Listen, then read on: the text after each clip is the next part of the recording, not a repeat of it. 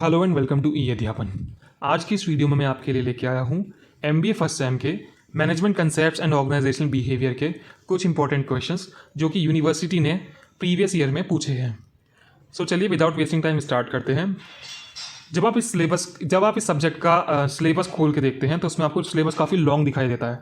इसलिए मैंने क्या किया, कई सारे टॉपिक्स को आपस में मर्ज करके आपके टॉपिक्स को छोटा कर दिया। मीन्स नंबर ऑफ टॉपिक्स को एक साथ मर्ज कर दिया ताकि आप लोग पूरा सिलेबस आसानी से कर पाएँ। पहला टॉपिक आता है इसमें theory of motivation. Motivational theory होती हैं, 3 हमारी थ्योरी हैं इसमें और ये एग्जाम्स में अक्सर पूछ ली जाती हैं। सो हमारी 3 थ्योरी होती हैं। Number 1 is Maslow, number 2 is Herzberg और number 3 is McClelland. First theory आती है Maslow hierarchy of need theory. ये थ्योरी मैस्लो ने दी थी। क्या कहती है theory? Maslow classified all human need in a hierarchical manner from the lower to the higher order. Hierarchy किसे बोलते हैं? हायरार्की होती है जिसमें हम किसी चीज़ को प्रायोरिटी के या लेवल के अकॉर्डिंग सेट करते हैं। सबसे नीचे एक हमारे ट्रायंगल होता है, उस ट्रायंगल में सबसे नीचे हम उस चीज़ को लगाते हैं जो सबसे छोटे लेवल पर होता है या सबसे कम इंपॉर्टेंस का होता है। इसके बाद हम लगाते हैं नेक्स्ट इंपॉर्टेंस या नेक्स्ट लेवल की चीज़ को, उसके बाद हम सो ऑन आगे तक इन चीज़ों को लगाते जाते हैं।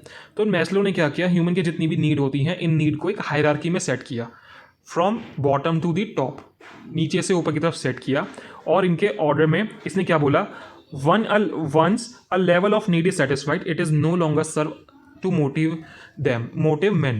मतलब जब आपकी एक पर्टिकुलर नीड सेटिस्फाई हो जाती है, वो आपको पर्टिकुलर मिल जाती है, उसके बाद वो आपको मोटिवेशन नहीं देती।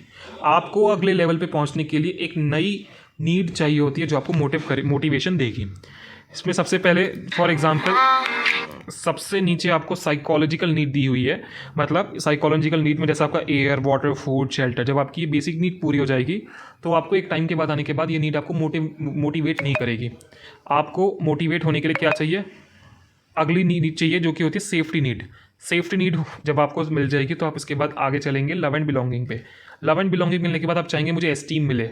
एस्टीम के बाद नेक्स्ट आती है सेल्फ एक्चुअलाइजेशन। सो एक के बाद आप ये नीड अचीव करते जाएंगे और आपको लगेगा कि मुझे नेक्स्ट नीड अचीव करनी है और नेक्स्ट नीड ही आपको मोटिवेट करेगी। इसको आप अपने वर्ड्स में एक्सप्लेन करके लिख लीजिएगा, अगर ये एग्जाम्स में आता है तो। चलते हैं, नेक्स्ट आती है इसमें सेकेंड थ्योरी है हर्ट्ज़बर्ग 2 फैक्टर थ्योरी। इसमें क्या है? It is a survey of feeling good और बैड अबाउट अ जॉब। मतलब ये सर्वे किया गया था कि आप अपनी जॉब के बारे में जब गुड फील करते हैं और बैड फील करते हैं तो क्या होता है उसमें। When feeling good about job it gives satisfaction, when feeling bad about job it gives dissatisfaction. जब आप अपनी जॉब के बारे में अच्छा फील करते हैं तो आप अपनी जॉब से सेटिस्फाइड हो जाते हैं, लेकिन जब आप अपनी जॉब के बारे में अच्छा फील नहीं करते then you are dissatisfied, dissatisfaction feel होता है। अब यहाँ पे क्या है, इसमें आपके फैक्टर्स दिखाए गए हैं जो आपको सेटिस्फैक्शन देते हैं, जॉब सेटिस्फैक्शन, और जॉब में डिससेटिस्फैक्शन देते हैं। सेटिस्फैक्शन में जैसे कोई अचीवमेंट हो गया, कोई recognition, work itself, responsibility, advancement या ग्रोथ। जब भी आपको ये सभी चीज़ें अगर वर्क प्लेस पे अगर मिल जाती हैं तो आप अपनी जॉब से सेटिस्फाइड होते हैं, आप अपनी जॉब के बारे में अच्छा सोचते हैं। दूसरी साइड क्या होता है, जॉब डिससेटिस्फैक्शन। इसमें अगर कोई आपकी कंपनी की पॉलिसी, एडमिनिस्ट्रेशन या सुपरविजन जिनके अंदर में आप काम कर रहे हैं, इंटरपर्सनल रिलेशन या फिर आपके वर्किंग कंडीशन या सैलरी, स्टेटस और सिक्योरिटी, ये अगर चीज़ आपकी अच्छी नहीं है तो आप अपनी जॉब से सेटिस्फाई नहीं हो पाएंगे and you are don't feel good about your job. So ये थी हमारी हर्ट्ज़बर्ग की 2 फैक्टर थ्योरी और ये 2 फैक्टर्स होते हैं जॉब सेटिस्फैक्शन और जॉब डिससेटिस्फैक्शन। चलते हैं जल्दी से अपनी नेक्स्ट थ्योरी की तरफ। थर्ड थ्योरी आती है मेरी मैक्लेलैंड नीड थ्योरी। ये थ्योरी क्या कहती है? People who acquire a particular need behave differently from those who don't have. इसका मतलब क्या है कि अगर किसी पर्सन ने ये 3 चीज़ें अचीव कर ली है, इनमें से कोई भी एक चीज़ अचीव कर ली, तो वो जिन लोगों के पास ये चीज़ नहीं है उनसे थोड़ा डिफरेंट बिहेव करता है।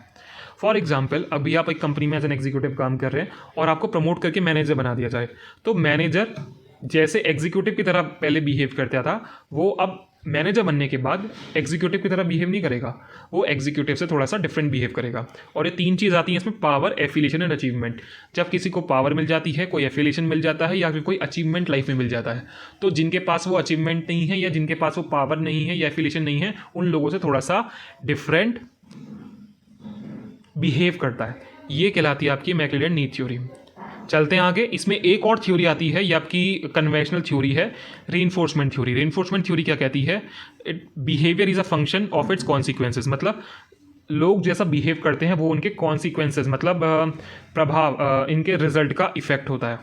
मतलब जब कोई इंसान, इसमें लिखा हुआ भी है, it is based on law of effect, effect के बेस पे हम लोग काम करते हैं। अगर हमें पता है कि इस काम को करने से कुछ अच्छा हुआ है तो हम इस काम को बार बार रिपीट करेंगे, और अगर किसी काम को करने से अच्छा नहीं हुआ, खराब हुआ, तो हम उस काम को रिपीट नहीं करेंगे।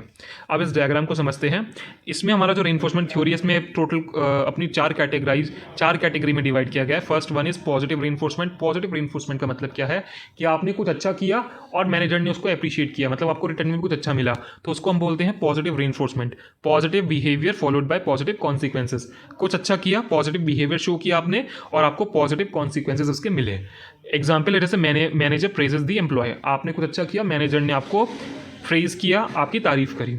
नेक्स्ट है इसमें नेगेटिव रेनफोर्समेंट, जैसे मैनेजर स्टॉप नेगिंग दी एम्प्लॉय, मतलब आपने कुछ गलत किया और मैनेजर ने उसको आपने कुछ अच्छा किया और मैनेजर आपको लेकिन अभी आपकी कमियां पे कमियां निकालता है, बट उसने वो बंद कर दिया है, तो वो क्या, नैगिंग का मतलब कमियां निकालना। सो उसको बोलते हैं नेगेटिव रेनफोर्समेंट। एक आता है इसमें पनिशमेंट और एक आता है एक्सटिंक्शन। पनिशमेंट क्या आता है, आपने कुछ गलत किया और आपको उसकी पनिशमेंट मिल गई, तो वो हो गया पनिशमेंट। मैनेजर डिमोट्स दी एम्प्लॉय, प्रमोशन के बजाय आपको डिमोशन दे दिया। एक आता है इसमें एक्सटिंक्शन। एक्सटिंक्शन मतलब मैनेजर इग्नोर दी बिहेवियर, आपने कुछ गलत किया बट मैनेजर ने उस चीज़ को इग्नोर कर दिया, तो वो वाला बिहेवियर कहलाता है आपका एक्सटिंक्शन। सो अगर आपको कुछ अच्छा करने से आपको रिजल्ट अच्छा मिल रहा है तो आप उस बिहेवियर को बार बार रिपीट करेंगे, और अगर कुछ नेगेटिव मिल रहा है तो आप उसको रिपीट करना छोड़ देंगे। चलते हैं अपने नेक्स्ट टॉपिक की तरफ। ये हमारे 4 टॉपिक हैं जो अलग अलग यूनिट से लिए गए हैं। 3 यूनिट के टॉपिक्स हैं ये, लेकिन सबको एक साथ दिखा दिया गया है। अगर आप इनको यूनिट को अपने सिलेबस नोट उठा के या कोई मॉडल पेपर उठा के पढ़ना स्टार्ट करेंगे तो आपको ये बहुत लंबे लगेंगे, लेकिन ये चारों बेसिकली एक ही टाइप के हैं और जनरली पूछ लिए जाते हैं इनमें से एक या दो। तो चलिए, ये है perception, motivation, leadership and attitude, और इनमें से क्या क्या चीज़ पूछी जाती है वो भी यहाँ पे मैंने मैंशन की है। जैसे परसेप्शन क्या, it is the process of interpreting something that we see और हियर इन अवर माइंड। हमने अपने माइंड में किसी चीज़ के लिए कुछ भी चीज़ इंटरप्रेट कर ली है, कुछ इमेज बना ली है देख कर किसी चीज़ को या सुनकर, तो वो कहलाता है मेरा perception. And use it later to जज, हमने उस चीज़ को बाद में कभी यूज़ किया उस इंसान या उस चीज़ को जज करने के लिए। And give a verdict on a situation, person और ग्रुप, और हमने बाद में वेरिडिक्ट कर दिया, मतलब उस चीज़ को बाद में अपने माइंड में ही प्रूव कर लिया कि हाँ जैसा मैं सोचता था वो सही है इस चीज़ के बारे में। तो इस प्रोसेस को हम बोलते हैं परसेप्शन। परसेप्शन किसी चीज़ के बारे में अपने माइंड में एक इमेज बना लेना, कुछ देखकर या सुनकर किसी के बारे में। प्रोसेस आता है परसेप्शन का, 4 स्टेप्स होते हैं। पहले हो गया receiving, selecting, organising and interpreting. इसका मतलब पहले हमने किसी के बारे में कुछ इन्फॉर्मेशन रिसीव करी, फिर हमने क्या करा, उसमें से जो इन्फॉर्मेशन थी वो अच्छी भी थी और ख़राब भी थी। हमने उसमें से कोई एक पर्टिकुलर जो इन्फॉर्मेशन थी या तो अच्छी या बुरी, उसको सेलेक्ट कर लिया। फिर हमने उसको एक पर्टिकुलर ऑर्गेनाइज, मतलब एक पर्टिकुलर ऑर्डर में अपने माइंड में सेट कर लिया, और फिर हमने इंटरप्रेट करा कि हाँ ये इंसान या फिर ये चीज़ ऐसी है। तो ये जनरली प्रोसेस होता है मेरे परसेप्शन का। नेक्स्ट चीज़ आती है मेरी motivation, a force which encourage people to give their best performance. एक ऐसा फोर्स, एक ऐसा फैक्टर जो इंसान को एनकरेज करता है कि वो अपने काम को बेस्ट तरीके से परफॉर्म करे, वो कहलाता है motivation. It is the complex of forces which states and keeping a person to work in an organisation. कि इंसान एक फोर्स, एक माइंड पर वो फोर्स जो इंसान को अच्छा करने के लिए, किसी ऑर्गेनाइजेशन में काम करने के लिए, कंटिन्यूस काम करने के लिए जो आप स्टार्ट कर चुके हैं उसको मोटिवेट करता है, वो कहलाता है आपको मोटिवेशन। 2 टाइप का होता है, पॉजिटिव और नेगेटिव, ये आप अपने आप बना के लिख सकते हैं। तीसरी चीज़ आती है इसमें leadership. It is the quality of behaviour of an individual whereby they guide people और their activities in organising efforts. मतलब एक लोगों का एक इंडिविजुअल बिहेवियर, एक उनकी प्रॉपर्टी, एक उनकी क्वालिटी जो कि दूसरे लोगों को काम कराने के लिए या तो गाइड करती है या तो लोगों को या उनकी एक्टिविटीज़ को गाइड करती है। टाइप्स ऑफ लीडर्स, 5 टाइप के मेरे लीडर्स होते हैं। Managerial, relational, motivational, inspirational and transformational. Managerial मतलब जो आपसे काम को मैनेज कराते हैं। रिलेशनल मतलब जो आपके साथ रिलेशन बिल्ड करते हैं और उसके बाद आपको मोटिवेट करते हैं। नेक्स्ट आते हैं मोटिवेशनल, जो सीधे सीधे आपके मोटिवेशनल लीडर्स होते हैं। एक हो गया इंस्पिरेशनल। इंस्पिरेशनल मतलब जो लाइफ में कुछ अचीव कर चुके होते हैं और हमारे लिए इंस्पिरेशन बन गए होते हैं, ऐसे लीडर्स को हम बोलते हैं इंस्पिरेशनल लीडर्स। और लास्ट आती है इसमें, लास्ट कैटेगरी है ट्रांसफॉर्मेशनल। ट्रांसफॉर्मेशनल मतलब जो आपको किसी पर्टिकुलर चीज़ के लिए ट्रांसफॉर्मेशन करते हैं। फॉर एग्जाम्पल आजकल ये जिम में जो आपके जिम के कोच होते हैं वो आपके ट्रांसफॉर्मेशनल लीडर की कैटेगरी में आएंगे। नेक्स्ट आता है लीडरशिप स्टाइल। 2 टाइप की होती है, एक बिहेवियरल, एक सिचुएशनल। बिहेवियरल का मतलब क्या है ये लीडरशिप का स्टाइल जो आपके जब कोई लीडरशिप बिहेवियर के बेसिस पे आपको लीडर करती है, गाइड करती है, तो उसको बोलते हैं बिहेवियरल। और सिचुएशनल का मतलब क्या है, जब पर्टिकुलर सिचुएशन आपको बताकर या दिखाकर या आपको पर्टिकुलर सिचुएशन में डालकर आपको वो चीज़ सिखाई जाती है या बताई जाती है, तो वो लीडरशिप का वो स्टाइल कहलाता है सिचुएशनल लीडरशिप। नेक्स्ट चलते हैं क्वालिटीज ऑफ लीडर। लीडर की बहुत सारी क्वालिटीज होती हैं, यहाँ पे कुछ दी गई हैं, और भी हो सकती हैं, आप इनको देख लीजिए। Honesty, confidence, passion, good communicator, inspires others, creativity, empowerment and accountability, ये सभी हमारे लीडर्स की क्वालिटी होती है। लास्ट टॉपिक पे चलते हैं, टॉपिक 2 के लास्ट पॉइंट पे, that is attitude, manner, feeling और position with regard to a person और थिंग, टेंडेंसी और orientation specially in mind. Attitude मतलब किसी इंसान का जो तरीका है या फीलिंग है या पोजीशन है किसी भी इंसान को अपने आप को प्रेजेंट करने की या काम करने की, वो कहलाता है एटीट्यूड। अगेन ये 4 टाइप का होता है, positive, negative, neutral and सिकन। Positive का मतलब क्या होता है, आप किसी के माइंड में अपनी अच्छी चीज़ मान के चलें, किसी चीज़ के लिए बहुत पॉजिटिव हैं, किसी चीज़ के लिए अगर आप नेगेटिव होते हैं तो आप उसके लिए अपना नेगेटिव एटीट्यूड शो करते हैं। न्यूट्रल मतलब आप ना तो पॉजिटिव है ना न्यूट्रल है किसी भी चीज़ या किसी इंसान के लिए। और एक आता है सिकन। सिकन क्या होता है, ये बहुत डेंजरस होता है। आप किसी इंसान के लिए बहुत अच्छा अच्छा सोच रहे थे, बट सडनली कुछ ऐसा हुआ कि आपने उसकी सारी पॉजिटिव इमेज को डिस्ट्रॉय कर दिया और अभी आप केवल और केवल उस इंसान के लिए बुरा सोचते हैं, तो ये कहलाता है आपका सिकन एटीट्यूड। आई होप आप सभी को ये क्लियर होगा।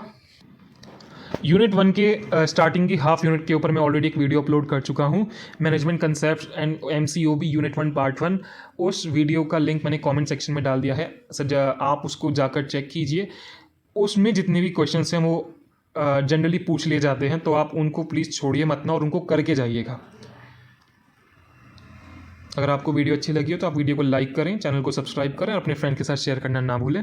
नेक्स्ट वीडियो मैं जल्दी अपलोड करूंगा मैनेजमेंट कंसेप्ट इसी सब्जेक्ट के ऊपर।